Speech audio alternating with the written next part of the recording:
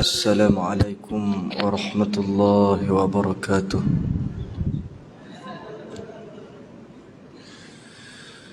الحمد لله رب العالمين، نحمده ونستعينه ونستهديه ونستغفره، ونعوذ بالله من شرور أنفسنا ومن سيئات أعمالنا. من يهده الله فلا مضل له، ومن يضلله فلا هادي له. أشهد أن لا إله إلا الله وأشهد أن محمدا عبد الله ورسوله. اللهم صل على سيدنا محمد وعلى آله وأصحابه أجمعين. سبحانك لا علم لنا إلا ما علمتنا إنك أنت العليم الحكيم. نوينا التعلم والتعليم والتذكر والتذكير والنفع والانتفاع والإفادة والاستفادة والحث على تمسك بكتاب الله وسنة رسول الله صلى الله عليه وسلم، والدعاء إلى الهدى والدلالة على الخير، ابتغاء وجه الله ومرضاته وقربه وثوابه. اللهم إنا نسألك علما لدني ومشربا صافيا هنيا وهاب يا غني.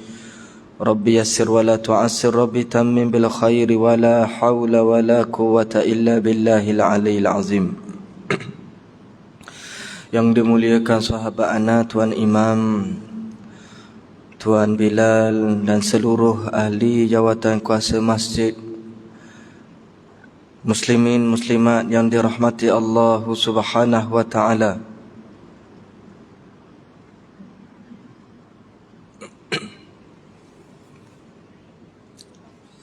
Yang pertama-tama dan selama-lamanya kita merafakkan kesyukuran kepada Allah Subhanahu wa taala, kerana dengan keizinan dan limpah kurnia daripadanya jualah, alhamdulillah, dapat sama-sama kita berada di dalam rumah Allah Subhanahu wa taala ini dalam keadaan kita beriktikaf di dalamnya. Juga tidak lupa kita memanjatkan kesyukuran kita kepada Allah Subhanahu wa taala kerana dengan rahmat dan kasih sayangnya masih lagi diberikan kepada kita ini pinjaman waktu, pinjaman usia, kesihatan tubuh badan. Lebih-lebih lagi kita berada di permulaan tahun yang baru 1444 Hijrah. Nabi sallallahu alaihi wasallam bermakna telah pun 1457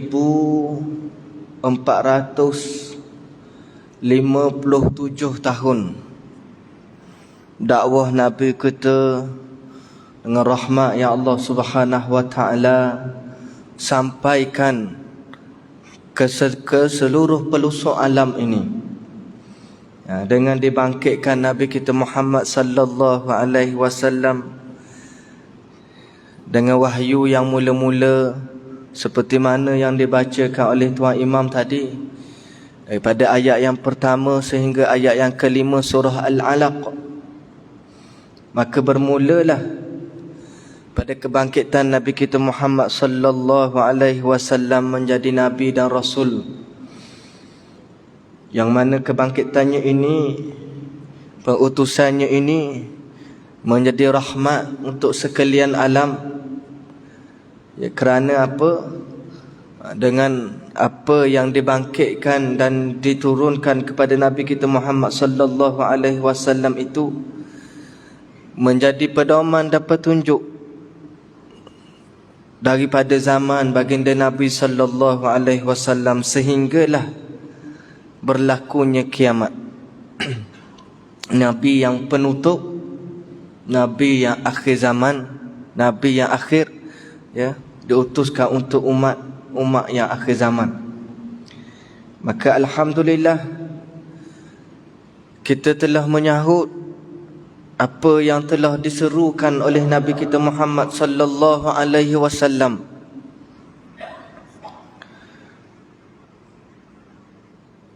Seperti mana apa yang diwahyukan oleh Allah Subhanahu wa taala kepada Nabi kita Muhammad sallallahu alaihi wasallam. Bagaimana seruan orang yang beriman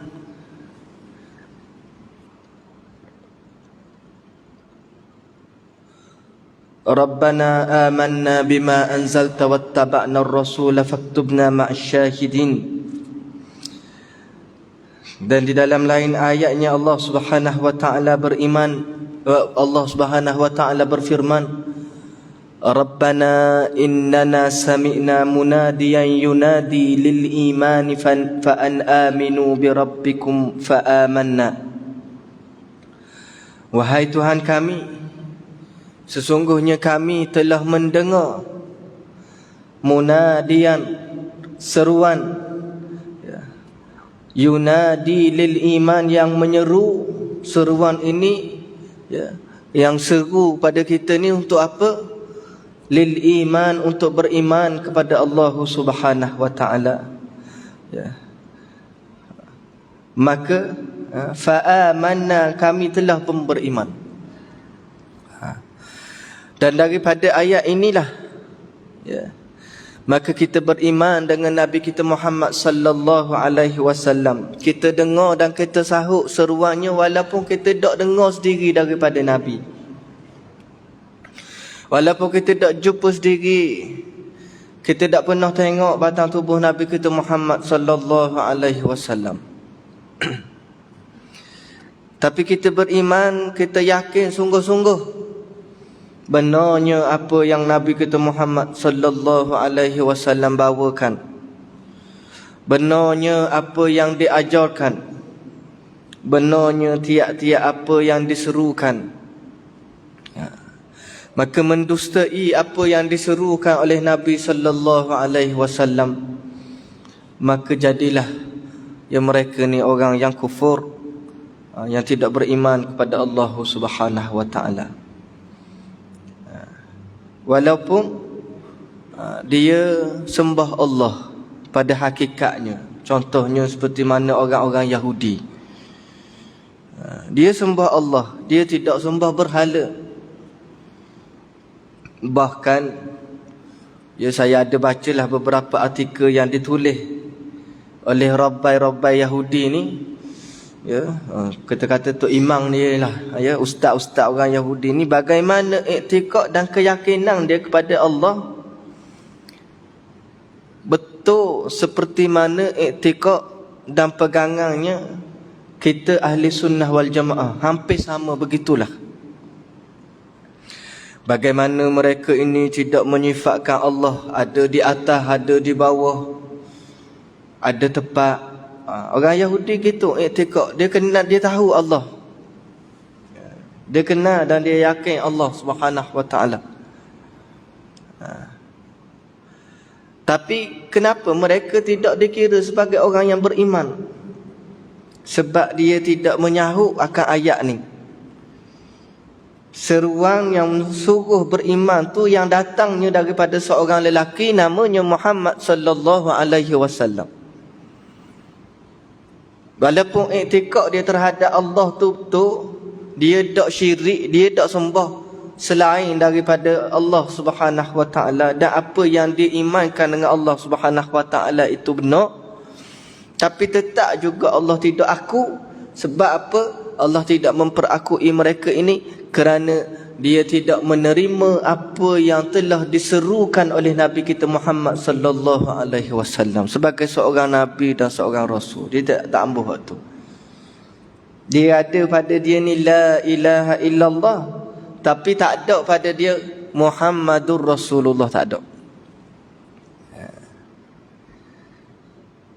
Berbeza dengan satu golongan yang disesatkan oleh Allah Subhanahu wa taala, iaitulah golongan Nasrani. Mereka dakwa menyembah Allah, dia pun nak juga sebut Allah, tapi Allah yang macam mana? Dia kalau kata nak sebut Allah, nak beriman dengan Allah ini, maka hendaklah mereka beriman dengan sebenarnya Allah Subhanahu wa taala, Tuhan yang Maha Esa, Tuhan yang tidak diperanakkan dan tidak ada anak, Tuhan yang tidak ada di mana-mana, maknanya dia tu ada tetapi tidak ada tempat, tidak bertempat. Kerana akidah mereka ni, Tuhan duduk di atas, Tuhan duduk dalam syurga, Tuhan ni Tuhan bapa. Bahkan dia baca semua doa dia hari-hari, wahai Tuhan bapa yang duduk dalam syurga. Dia baca tu, ya. Maka apa yang dia sembah itu, yang dia dakwa dia sembah Allah, maka adakah Allah itu? Tidaklah. Salah. Sesatnya orang Nasrani ini kerana kesalahfahaman mereka terhadap zat dan sifat Allah Subhanahu wa taala itu. Murkanya Allah Subhanahu wa taala terhadap golongan Yahudi kerana tidak mahu menyahut seruan yang dibawa oleh Nabi kita Muhammad sallallahu alaihi wasallam. Maka itulah yang kita duduk ulang sama-sama. Ihdinas siratal mustaqim, siratal ladzina an'amta alaihim, ghairil maghdubi alaihim waladdallin. Maka kena letak, kena pasak dalam diri kita apa yang dimurkai oleh Allah Subhanahu wa taala dan golongan yang Allah Subhanahu wa taala sesatkan ini. Maka tidak adalah pengiktirafan pada mereka nak kata agama mereka benar, iktikad mereka benar, tidak boleh. Sebab salahnya jelas, ya, Allah Subhanahu wa taala murka pun jelas. Dan kita duduk baca dan kita duduk ulang sama-sama ayat ini di dalam bacaan solat kita. Muslimin muslimat yang dirahmati Allah, berkaitan dengan ayat yang saya bacakan tadi, maka duduk pada bab yang kita nak baca sebagai penghabisan pada bab dalam kitab yang dikarang oleh Al-Imam Abu Al-Layth As-Samarqandi ini, iaitulah bab as-sidqu, kebenaran, ataupun Allah Subhanahu wa taala larang kita ni berdusta. Bagaimana kita menyahut ayat tadi, Rabbana innana amanna, wahai Tuhan kami, innana sami'na munadiyan yunadi lil iman, sesungguhnya kami telah dengar seruan yang menyeru kepada keimanan. An aminu bi rabbikum, ya, hendaklah kamu beriman kepada Tuhan kamu. Fa amanna, maka kami ini telah beriman. Maka apabila kita telah memperakui akan ayat ini, maka hendaklah benarnya pada lisan dan benarnya pada tindakan serta benarnya pada iktikad pegangan akidah. Kerana apa? Apabila Allah Subhanahu wa taala berfirman, hadza yaumu yanfa'us sadiqina sidquhum, pada hari ini bergunalah kebenaran dan kesungguhan orang-orang yang benar. Orang-orang yang benar ni, yang Allah kata dalam ayat ni, orang yang benar apa? Benar bila dia kata dia beriman, benar sungguh pada perbuatannya, benar sungguh pada iktikad pegangan. Dia tak kata saja. Batu, ya, apabila ditafsirkan ayat siratal ladzina an'amta alaihim, maka siapa dia an'amta alaihim? Minan nabiyyin was-siddiqin, daripada golongan nabi-nabi dan golongan orang-orang yang benar. Wasyuhada'i was-salihin, dan orang-orang yang mati syahid serta orang-orang yang soleh. Maka kenapa dia letak was-sadiqin ini, as-sadiqin ini? Kerana Allah Subhanahu wa taala mengiktiraf kebenaran apabila dia bercakap benar, dia kata dia ni beriman, sungguh dia beriman kepada Allah Subhanahu wa taala dari sudut kata-katanya, perbuatannya dan iktikadnya. Dia tak kata saja. Sebab apa? Ada orang yang dinafikan apabila mereka ini kata, ya, qalu amanna, mereka kata, ya, kami ni beriman, ya, tapi Allah tempelak, Allah kata apa, mereka bukannya beriman tapi kata qalu aslamna, baru Islam, baru iman tak masuk dalam hati, tak masuk dalam dada lagi. Kami ni baru jadi orang Islam. Allah kata gitu pula. Sebab apa? Apabila dia kata la ilaha illallah, maka padanya Allah itu, pada ilah itu ada lagi ilah yang lain. Ada lagi kesyirikan. Bahkan pada zaman Nabi sallallahu alaihi wasallam ni, nifak itu nifaknya i'tiqad. Pura-pura masuk Islam. Ya, pura-pura masuk Islam. Bismillah.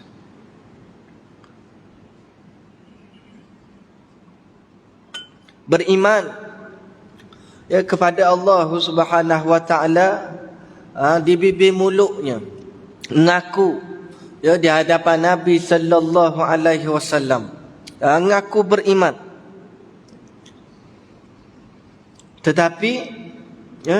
Tetapi sebenarnya dalam i'tikad, dalam hati pegangannya tidak. Bahkan berpura-pura.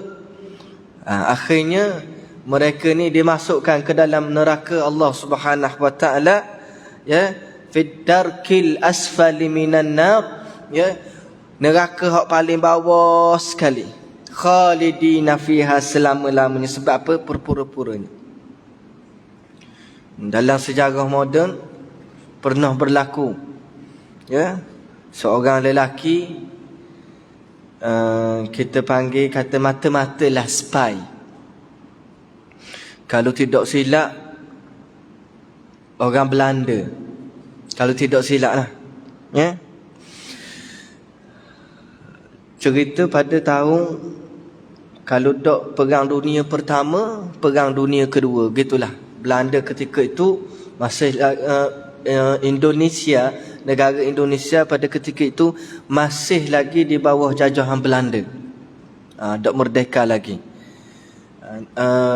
Saya tak ingat, ya, cerita ni perang dunia pertama ataupun perang dunia kedua. Boleh cek semulalah. Ada seorang lelaki, orang Belanda ni, dia jadi spy. Dia masuk Islam. Pura-pura dia masuk Islam, mengucap 2 kalimah syahadah, dan dia tukar namanya. Allahumma salli ala sayyidina Muhammad. Abdul Qadir kalau tidak silap. Ya. Bila dia berpura-pura masuk Islam ni, dan tempat hak mula-mula sekali dia pergi adalah Mekah. Dan dia duduk di Mekah lama. Belajar agama, selok-belok tentang bagaimana orang Islam, cara hidupnya, bagaimana perjalanannya, bagaimana tu. Dan duduk di pondok, ya, di Mekah, ya, kalau tidak silap di Bukit Jiak. Dan dia ngaji dengan ramai ulama-ulama Nusantara, orang Belanda ni. Tapi dalam masa yang sama, dia ni menjadi mata-mata. Dia hantar, kita kata spy lah, ya. Dia hantar kepada kerajaan Belanda, nak orang Islam ni nak buat mana, nak kita nak tawang dia, kita nak ni kan cara ni. Maka jadi aling dia ni. Dah duduk Mekah lama, duduk pondok, ngaji, ya, jadi orang aling. Bila jadi orang alim, kerajaan Belanda hantar dia ke Aceh dengan nama Islam dia ni. Bila hantar ke Aceh, bergaul pula dengan ulama-ulama Aceh, dan ngaji dengan orang-orang ulama-ulama, orang-orang alim Aceh. Buka pondok di Aceh. Dia munafik. dia ni pura-pura. Ya, sehinggalah datangnya penjajah Belanda ni masuk ke melalui Aceh dengan hasil daripada campur tangan dia ni jugalah. Ya. Tapi oleh kerana dia telah lama masuk pura-pura Islam ni dan dia ni telah sebati dengan masyarakat setempat. Ya. Apabila datangnya orang Belanda dengan keganasan, kekerasan, dia larang. Dia kata jangan kita orang nak tu dengan orang Islam ni, dia kena ikut cara lemah lembut.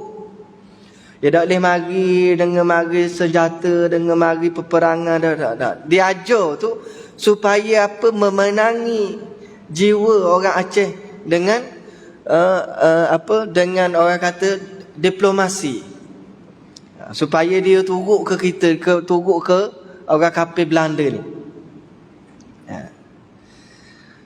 Dan akhirnya apabila Belanda jajah Indonesia itu ataupun masuk ke Aceh ni, maka dia pun balik ke negara dia. Bila balik ke negara dia, dia tukar mula balik kepada nama asalnya. Dan dia jadi profesor ngajar di universiti. Dan dia tulis, orang kata apa, memoir. Dia tulis biografi tentang cerita tentang diri dia ni, bagaimana dia pura-pura masuk Islam, duduk Mekah lama, lepas tu duduk di Aceh lama, sehinggalah mati. Sampailah ke mati dia, hamba Allah ni mati dia kafir. Ni pura-pura, tidak sebenarnya beriman kepada Allah Subhanahu Wa Taala. Maka di hari akhirat kelak Allah Subhanahu Wa Taala akan mengiktiraf sesiapa sahaja yang benar apabila dia kata la ilaha illallah Muhammadur Rasulullah. Bukti pula dengan apa yang dia kata tu, daripada hatinya itu keluar daripada kata-kata. Lepas pada tu dibuat pula dengan amal-amal soleh. Dan apa yang dibuat daripada amal-amal soleh itu semuanya adalah kerana beriman kepada Allah Subhanahu Wa Taala, semata-mata menghadap pada redha Allah Subhanahu Wa Taala. Maka Allah mengiktiraf hadza yaumu yanfa'u as-sadiqina sidquhum. Pada hari ini sangat bermanfaat orang-orang yang benar dengan kebenaran i'tikad dan akidah mereka. Dan di dalam lain ayat Allah Subhanahu Wa Taala sebut, ya ayyuhallazina amanu taqullaha wa kunu ma'as sadiqin. Wahai orang-orang yang beriman, bertakwalah kamu kepada Allah dan bersama-samalah dengan orang-orang yang benar. Orang yang benar apa ni? Benar iktikad pegangannya, benar akidahnya, benar percakapan ucapannya, benar perbuatannya. Sebab daripada perbuatan yang benar inilah dia akan terhasilnya niat yang ikhlas. Sebab apa? Apabila dia kata lillahi ta'ala, kata mulut, buat apa sahaja. Tak, kita semayang, kita puasa, kita buat belakang tu lillahi ta'ala, semata-mata kerana Allah. Kita kata tu. Maka hak kita kata tu dia datang daripada mana? Nak suruh kata hak dia, kita kata betul tak lillahi ta'ala, daripada benar saat ni. Daripada benar. Maka kalau pelawak dia tak jadi lillahi ta'ala. Kalau tidak sungguh, tidak kerana Allah Subhanahu Wa Taala semata-mata, maka dia tidak akan sampai mencapai pada satu martabat ikhlas. Maka daripada perbuatan yang benar itulah maka terbitnya ikhlas. Itu dalam kitab Riyadhus Salihin, mula-mula sekali bab ikhlas. Maka lepas pada bab ikhlas, bab sabar. Lepas bab sabar, as-sidqu, kebenaran. Maka daripada kebenaran itu, apa benar? Benar ni daripada perbuatan yang benar, kata-kata yang benar, maka dia akan tu jadi hak sungguh ikhlas kepada Allah Subhanahu wa taala. Lepas tu pada ayat tu banyak Allah sebut, wahai orang-orang yang beriman, bertakwa kepada Allah Subhanahu wa taala dan bersama-samalah dengan orang-orang yang benar. Benar dari sudut kata-katanya, benar dari sudut perbuatannya dan iktikadnya. Dan di dalam lain ayat Allah Subhanahu wa taala berfirman, wallazi jaa bis-sidqi wa saddaqa bih ulaika humul muttaqun. Dan orang yang datang membawa kebenaran dan ia sendiri melaksanakan kebenaran itu, itulah ciri-cirinya orang-orang yang bertakwa. Tadi ayat tadi hak mula-mula Allah kata, wahai orang yang beriman, bertakwa kepada Allah. Bertakwa kepada Allah, bersama-samalah kamu bersama-sama dengan orang yang benar. Lepas pada tu dalam ayat ni Allah sebut pula ciri-ciri orang yang bertakwa. Di antara ciri-ciri orang yang bertakwa ini, dia datang membawa kebenaran, iaitulah i'tikad dan akidah yang benar. Lepas pada tu dia pula melaksanakan kebenaran itu. Maka Allah kata ulaika humul muttaqun, itulah orang bertakwa. Maknanya apabila pusing orang bertakwa, itulah orang yang benar. Orang yang benar itulah orang yang bertakwa. Ciri-cirinya, dia tak lari dah. Dia tak lari dah. Dah ada dah orang yang bawa kebenaran, tapi dia tak ikut kebenaran tu. Ada apa tak ada? Di antaranya, contoh paling mudah sekali yang kita boleh bawa, bapa saudaranya Nabi kita Muhammad sallallahu alaihi wasallam, Abu Talib. Abu Talib ni apa sahaja yang Nabi kita sallallahu alaihi wasallam bawa, apabila ada orang beriman, bila kemudian orang beriman ni pergi jumpa pula ke pak dara Abu Talib, dia cerita, aku beriman kepada anak saudaramu Muhammad sallallahu alaihi wasallam. Abu Talib kata apa? Mau ikutlah dia. Dia ni orang yang benar. Dia ni tak rajin cakap pelawak. Dia ni kalau hak suruh hak baik-baik sama. Dia ni segala kebaikan-kebaikan hak Nabi kita bawa, Abu Talib tolong sama. Tolong sapa, tolong bela, tolong khabar, tolong. Tapi dia buat tak benda hak Nabi ajak, hak Nabi suruh tak. Sehingga kan diazab oleh Allah Subhanahu wa taala. Dalam satu hadis yang Nabi sallallahu alaihi wasallam sebut, siksaan yang paling ringan dalam neraka kelak kena kepada Abu Talib. Dia dipakaikan dengan selipar daripada besi, dan bawahnya adalah bakaran daripada api neraka. Abu Talib ni dia kena hak ringan sekali. Dia kena hak ringan sekali, tak masuk pun dalam api neraka, hak sungguh-sungguh tak masuk dalam. Nah, dibakar dengan lapik besi kaki dia ni, selipar-selipar besi. Di bawahnya api, maknanya dia kena layu je dari tapak kakinya. Maka dengan sebab kena bakar yang macam itu sahaja pun, sehingga gelegak otaknya, sehingga terkeluar isi perutnya, dan dia rasa dialah orang yang paling azab sekali duduk dalam neraka. Padahal Nabi kata itulah hak paling ringan sekali. Di antara sebabnya kerana menyembunyikan akan kebenaran. Dia tak ikut, dia tak turut. Dia tahu, tapi dia tak turut, dia tak ikut.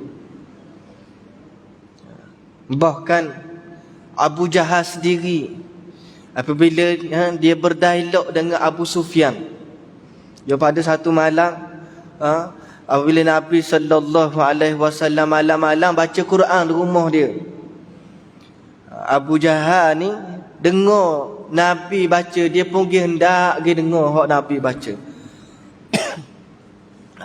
Kemudian Abu Sufyan pun dengar juga, dia pergi hendak dengar hak Nabi baca.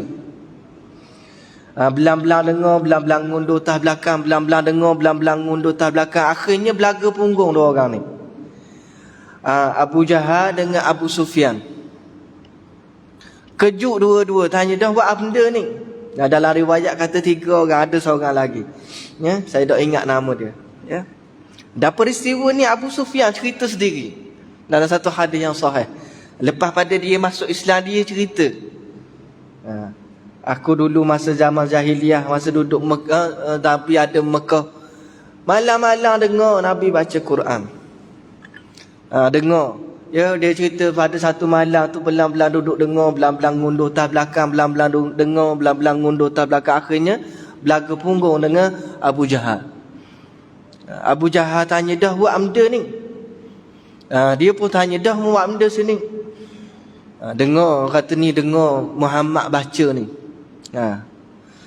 Dan Abu Sufyan tanya kepada Abu Jahal, dah mu rasa ke mana benda hak dia kata, hak dia baca?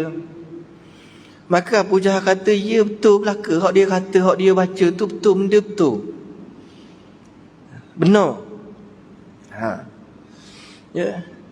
Maka bila Abu Jahal tanya Abu Sufyan pun jawab gitu, ya, betul, benar. Tapi dua orang ni, seorang Allah tutup pintu hati dia, sungguh-sungguh tutup. Tak menerima, dia tahu benar tapi dia tidak menerima kebenaran itu. Abu Sufyan dia tahu benar tapi dia terima, cumanya lambat kediang. Tak apalah, yang pentingnya hidayah tu siapa. Akhirnya dia jadi orang beriman, akhirnya dia jadi sahabat Nabi, akhirnya dapat pada dia gelaran radhiyallahu ta'ala an. Dan dia sungguh-sungguh imannya, Islamnya, sehingganya menjadi salah seorang daripada orang yang Allah Subhanahu wa taala berikan kepadanya syurga Allah Subhanahu wa taala. Sebab apa? Tahu benar dan ikut akan kebenaran itu. Beza dengan Abu Jahal, dia tahu benar, dia tahu benda yang Nabi sallallahu alaihi wasallam bawa ni betul, benar. Dia ni bukanlah orang yang nipu, dia bukan orang yang khianat, dia bukan belaka. Dah apa yang jadi keras sangat tak boleh ikut tu?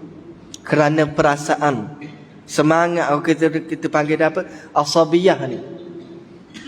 Sedangkan kalau titih keturunan Abu Jahal dengan keturunan Nabi kita Muhammad sallallahu alaihi wasallam, siapa belaka kepada Quraisy? Moyang Nabi titih. Bila titih Abu Jahal pun siapa ke Quraisy. Hak Nabi kita Muhammad sallallahu alaihi wasallam kau lagi siapa? Tapi dah apa yang jadi payah sangat nak ikut ni? Kerana perasaan kekeluargaan inilah. Keluarnya daripada Bani Hashim. Bani Hashim, kemudian keluarnya Bani Muttalib. Orang yang khidmat kepada orang yang mari Mekah, dialah yang beri air Zam-Zam. Dia ialah yang layang, dia dah melayang tetamu-tetamu yang datang untuk mengerjakan ibadat haji di Baitullah.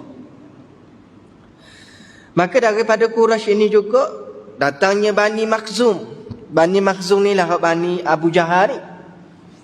Dan dia pun sama, kaum keluarga dia pun sama. Orang mari Mekah, dia layang. Kalau Bani Abdul Muttalib beri air, dia beri makanan. Duduk layan tetamu-tetamu yang datang mengerjakan ibadat haji, walaupun dengan cara yang jahiliah lah.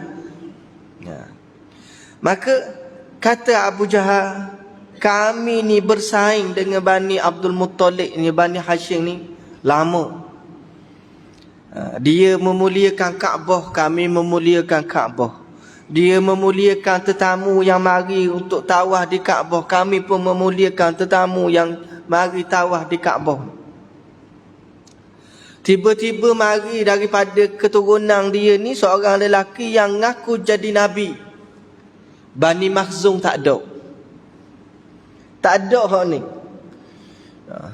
Maka dia kata, walau benar macam mana pun Muhammad tu, tapi tetap aku tak boleh ikut. Sebab bukan daripada anak-beranak dia. Hak Bani Makhzum, hak dekat ni. Ni siapa gitu semua. Semangat asabiah. Padahal kalau nak kira satu bangsa, bangsa sama je orang Arab. Tapi dia sangat melebihkan pada puak dia, suku dia ni. Suku Bani Makhzum. Bahkan dalamnya masyarakat Arab Quraisy itu sendiri, yang dilantik untuk menjadi pemimpin-pemimpin Mekah. Maka akan gilir Bani Hashim, Bani Makhzum, Bani Hashim, Bani Makhzum, gitulah sokmo. Maka apabila datangnya Nabi kita Muhammad sallallahu alaihi wasallam membawa seruan yang benar ini, barulah dipulaukan Bani Hashim dalam peristiwa pemulauan tu. Dan boleh ke Bani Makhzum.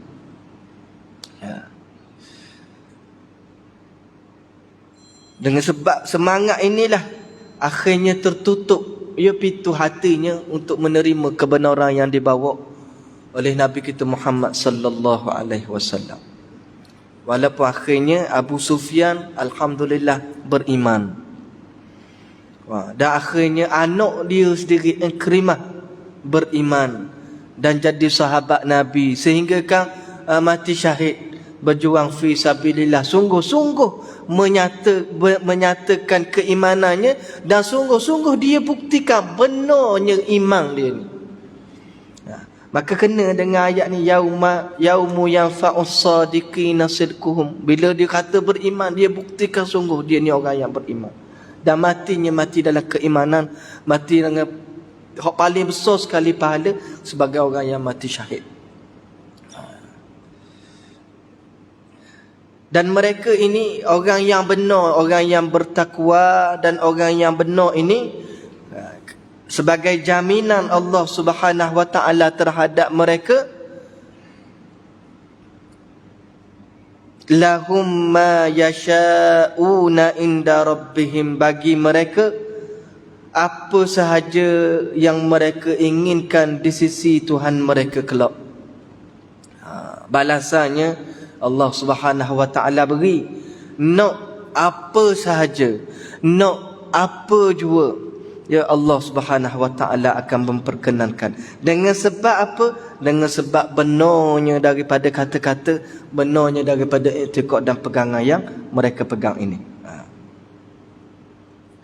Juga Allah Subhanahu wa taala telah mencela, Allah Subhanahu wa taala telah menghinakan orang yang berdusta dan mengutuk mereka dalam firman-firman-Nya, ya. Dan di antaranya apa yang Allah Subhanahu wa taala firmankan, kutilal kharrasun.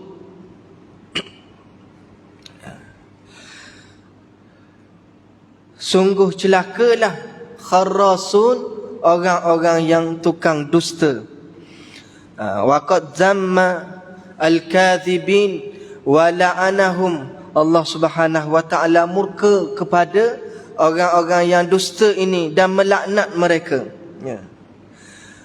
Apabila Allah berfirman kutilal kharrasun, yakni lu'inal kadzabun, dilaknat orang yang berdusta ini. Maka dusta macam mana? Dusta daripada kata-katanya satu, cakap pelawak sokmo. Ada yang kita sebut pada awal-awal dulu pada bab ini, ya, orang yang sentiasa melazimi berdusta sehingga ditulis di sisi Allah Subhanahu wa taala dia ni orang yang dusta, cakap pelawak sokmo. Di antara alamat-alamatnya juga orang-orang yang nifak, orang-orang yang munafik. Maka kadang-kadang dusta daripada kata-kata, dan dusta juga pada i'tiqad pegangan. Dan mutaakhir ini lebih-lebih lagi lah kita pada zaman fitnah, zaman akhir zaman ni kena jaga sungguh. Kena pegang sungguh. Apabila kita beriktikadkan dengan iktikad Ahlus Sunnah wal Jamaah, buktikan sungguh-sungguh yang kita ni beriktikad dengan iktikad Ahlus Sunnah wal Jamaah. Yang tidak menyifatkan Allah ini dengan duduk di mana-mana. Allah duduk di atas, Allah duduk bawah, seperti mana setengah kefahaman yang salah. Allah duduk bersila di atas arasy. Allah boleh naik turun. Dia nampak panjang pergerakan. Allah ni boleh naik, Allah boleh turun, Allah ya, apabila menyifatkan dengan membayangkan dengan bayangan-bayangan yang salah. Ya, dengan cara yang salah, dia boleh bayang. Bila Allah ni bayang boleh bayang pada fikiran, oh gini Allah rupa-rupanya. Maka salahlah Allah yang dia kata la ilaha illallah tu salah. Mari boleh bayang, macam kalaulah dia bayang dah, katakanlah Allah, contohnya pada ayat Ar-Rahmanu 'alal arsy istawa, Tuhan yang bersifat Rahman itu alal arsy, di atas arasy, istawa, duduk sila. Dia terjemah gitu, contoh. Maka dia boleh bayang, oh Tuhan duduk sila. Tiba-tiba pergi kat mana ya, banyak ketik orang Buddha ni, kuih orang Buddha kat alik-alik sepadang belah tu. Tengok kuih, adanya patung-patung hak pasal duduk sila. Tiba-tiba mari terbayang ayat Ar-Rahmanu 'alal arsy istawa. Boleh tak gitu? Na'udzubillah. Kalau gitu dah, mo'onya Tuhan sila gini. La haula wala quwata illa billah. Maka jelas pada hak atas ayat tu sepun salah dah.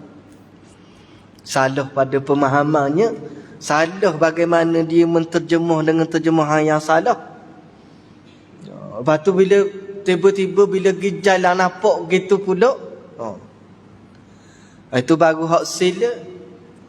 Ada ia baca lagi, wa yabqa wajhu rabbika dzul jalali wal ikram, dan berkekallah pada hari kiamat kelak wajah Tuhanmu Zul Jalal, yang maha tinggi, wal ikram, lagi maha mulia. Tuhan ada wajah pula. Tengok pula gambar-gambar orang lukis muka Tuhan. Subhanallah. Ini ya, maka nak betul akidah, nak betul iktikad ni, jangan dibayang-bayang benda yang salah. Ya. Dan yang terakhir, bila Allah Subhanahu wa taala berfirman, wa man adlamu mimman iftara 'ala Allahil kadhiba wa huwa yud'a ila al-islam wallahu la yahdil qaumadh zalimin. Dan tidak adalah yang lebih zalim dari orang-orang yang buat dusta ke atas nama Allah, padahal dia ni diseru supaya mengikut tuntutan Islam.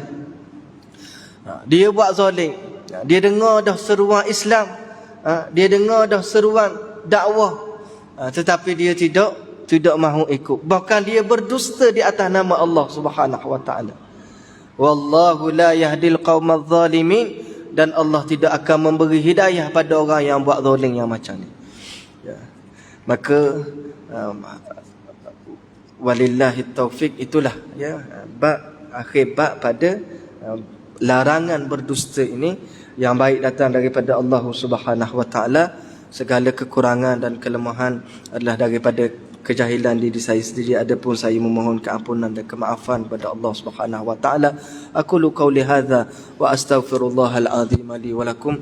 Bismillahirrahmanirrahim. Allahumma anfa'na bima 'allamtana wa 'allimna bima yanfa'una. Rabbana zidna ilma. Rabbana atina fid dunya hasanah wa fil akhirati hasanah wa qina adzaban nar. Wa sallallahu ala sayyidina Muhammad wa ala alihi wa sahbihi wasallam. Walhamdulillahi rabbil alamin.